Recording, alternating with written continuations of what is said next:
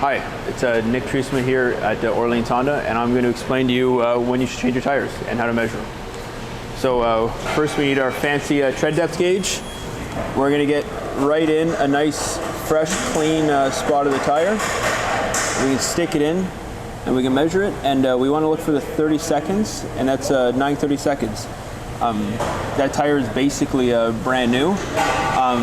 And on your tire you can actually see too, you have wear indicators right about there. It's little bulges in the tire that when those run flat, there's when you should definitely consider changing your tire.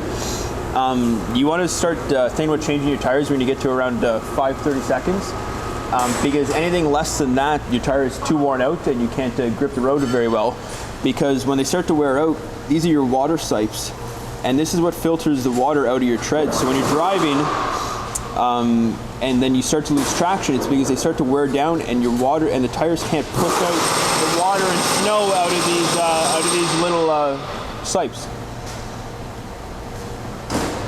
And that's why you should change your tires.